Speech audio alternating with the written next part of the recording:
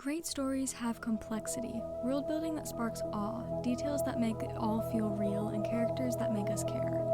As a storyteller, it's my goal to connect with my readers through a vibrant world. One issue that I have with my story, and many others I've experienced recently, is that the characters can feel easily disconnected and detached from their environment. I become so focused on the characters, their connection towards themselves and one another, that I tend to pay less attention to the setting.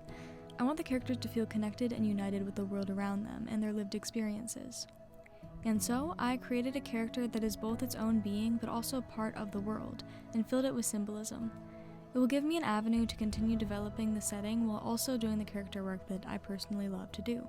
This character is meant to be a bridge between the story and the message, a summary of it all, and a path pointing directly towards what is all really being said. To help me with the process of designing this character, I was sent the Frunsi RubensTab T8 drawing tablet. This is a screen tablet that I will be reviewing in this video based on how useful it was for creating this character and the final artwork I painted for this video. This tablet comes with everything you could possibly need and more. By that I mean it came with things I personally don't need. Like, I'm still not sure what the pair of white gloves is for, but it's much better to have a few too many things than too little. I appreciate that I don't have to go buy anything extra for this. It comes with everything you need in one purchase. One thing that I will add is that it comes with a digital art glove like you would expect, which fits me perfectly. But I do have smaller hands. That glove definitely won't fit everyone, but gloves are pretty easy to find cheaper elsewhere in larger sizes. The tablet itself is made for artwork, however it can also be used as a normal tablet. It is an Android, so everything is Google based. It makes the tablet super easy to use, much simpler than my iPad Air. One issue that comes with that personally for me though is that only apps available from the Google Play Store can be downloaded, meaning I can't use Procreate as I would normally like to. When it comes to apps, it comes with both Sketchbook and Krita automatically installed, which are both great apps, but I chose to download Ibis Paint since I'm more familiar with that app. I noticed no notable lag while drawing. The color quality also really surprised me. I was not expecting the colors to look this bright for this price margin. Since the screen is smaller, it also has less pixels. If you are looking for clarity and sharpness, this would not be my first recommendation. It was not a huge issue though, since I was still able to get crisp details by simply zooming into the canvas to whatever size I needed. As for the screen, it was not as smooth as I expected it to be. The instructions said it came with a screen protector on, which would explain why, but I was not able to get any screen protector off. The screen is a little sticky and gets dirty more easy than my iPad, but again, it may be the screen protector that I couldn't peel off. The pen is super nice. It has a great weight to it and feels very comfortable when being used. It has great pressure sensitivity, and I didn't notice any lag between the brush and the pen tip. One change I would make though is I would add a place for the pen to be held in the case. There's nowhere to put the pen, which worries me since I lose things super easily. My favorite thing about this tablet is that it's all based on Google, so exporting artworks and sending them between devices is super simple. It also has amazing quality for its price. It costs about $300 US. In comparison, my iPad Air 5th generation costs about $750 US.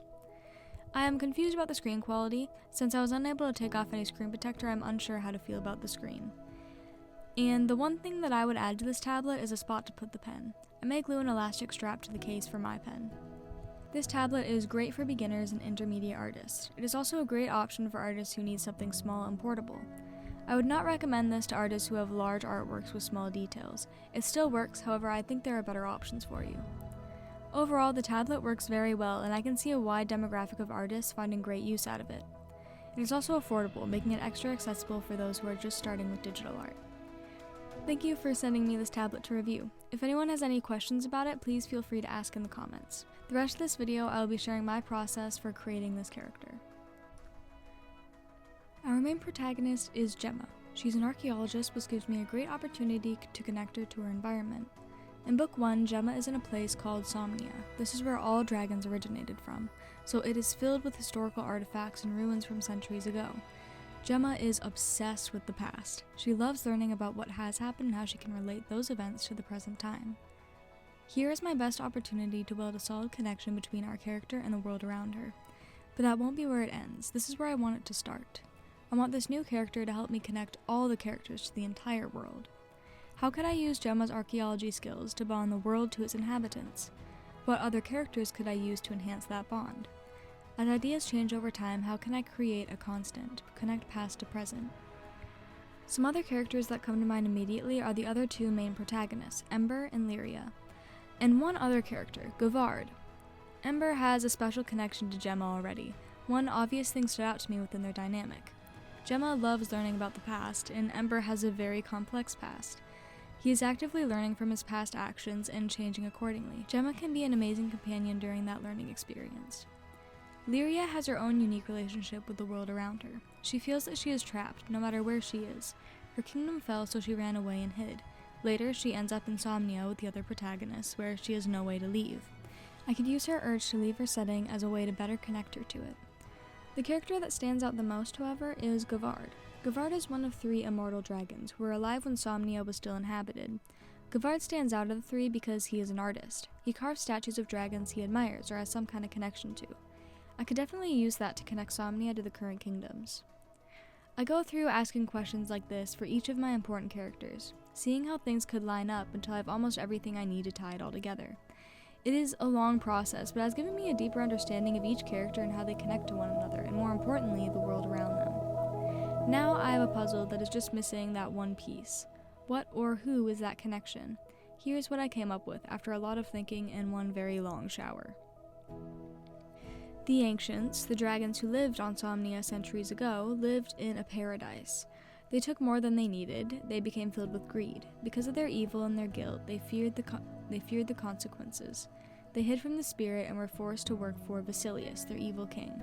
You may notice some parallels to biblical Eden. That is intentional. The dragons feared exile. They knew they deserved it, but they didn't want to leave their paradise. Art reflects the artist's emotions. The statue is a symbol of fear, the common emotion of the people during this period. I added a sprinkle of symbolism into the statue's design itself to reflect this. But then the dragons are actually exiled. Their fears came into fruition, and this figure became only a lost memory, except to Gavard. Gavard rewrites this story, turning that fear into gratitude. He carves the figure now in a new light. This character now symbolizes the grace of the spirit. The spirit exiled the dragons, but out of love did not condemn them all to suffering. The dragons even attempted to kill the spirit to avoid exile. But the spirit provides them with new lands that are always changing and evolving. The dragons must adapt, evolve, and survive, and come to know the spirit personally in their new lives in their own ways. The statue stood for anxiety and grief and guilt, but now stands for redemption, forgiveness, and grace. The statue stands surrounded by colors found in nature, often depicted looking up towards a glowing figure which represents the spirit. The slate gray of stone contrasts with the bright, beautiful colors. It does not deserve to be surrounded by such beauty, but was given that opportunity out of grace. And so the statue looks towards the spirit in awe. The spirit it once tried to kill to prevent consequence. The same spirit that forgave the unforgivable. With this character, I hope to add more depth into the world. I would be able to add more parallels as well, especially in Lyria's storyline. I want to use this character to change and shape the characters around it. All dragons can relate to this statue in some way. As a statue, an artwork, this character creates a perfect bridge for me. A mysterious figure that shows up again and again in the setting, whether in Somnia, cracked and overgrown, or in palace gardens carved by Gavard. This character will be a motif, a strange figure that ties the story together quietly in the background. My process for creating this figure was mostly asking myself a lot of questions. Who does this character impact? How does it impact them? And so forth. Have you had any trouble creating new characters or places for your story? Are you struggling with anything now? I would love to hear about it in the comments. I would also love to hear any ideas you might have. How would you have done this differently? I would love to know. I hope you all have a wonderful rest of your day, and big thanks again to Frunsi for sending me this tablet to review. Also, metal painting tutorial coming soon. It's taking longer than I expected because I'm slow.